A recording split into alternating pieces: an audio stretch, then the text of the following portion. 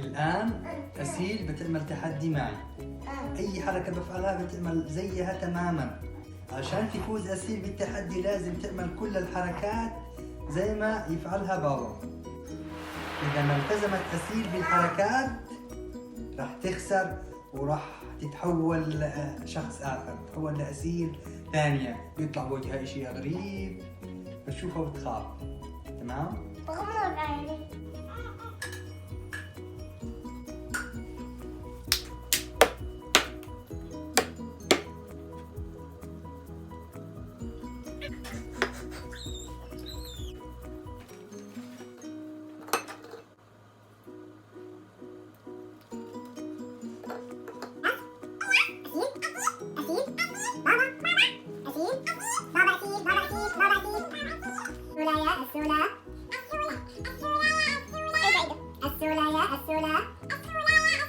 يا حلوة يا عسولة، إلياسو يا إلياسو يا حبيب كل الناس،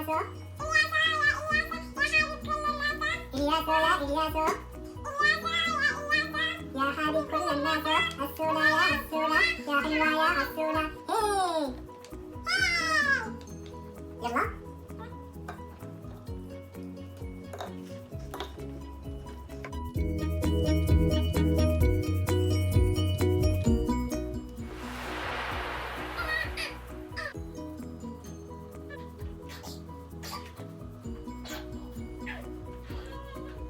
اتفقنا في البداية أنه أسيل إذا التزمت بكل حركة يفعلها بابا راح تفوز بالتحدي، إذا ما التزمت بكل حركة راح تتحول إلى شخص آخر، راح يطلع لها في وجهها شغلات غريبة. الآن نشوف هل أسيل فازت بالتحدي أو لا. خليها تشوف بالمراية. مستعدة تشوفي؟ يلا. سكت كلمة.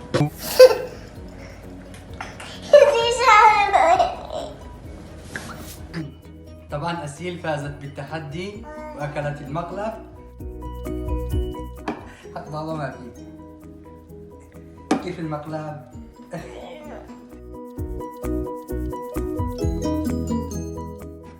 يلا اشربي. أسيل شطورة. تعرفوا أن أسيل فازت بالتحدي لكنها مقلبت. بابا عمل لي مقلب بس أنا ما أصلا بفعل مقلب. انتظروا المقلب. يا أطفال حلوان، إيش استفدتوا من المقلب؟ أنا برأيي أول فائدة استفدنا فيها من المقلب نقلد الآخرين من الحركات بالذات الأشياء ما نعرفها.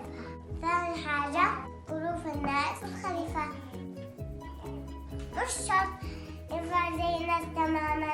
ليش؟ كل واحد له ظروفه خاصة.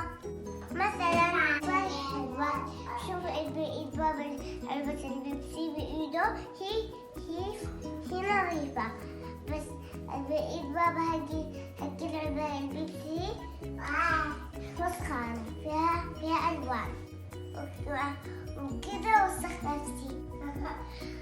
وهكذا ممنوع من جلد الآخرين. كل حاجة ممنوع من جلد الآخرين، لكن ممكن نقلد الآخرين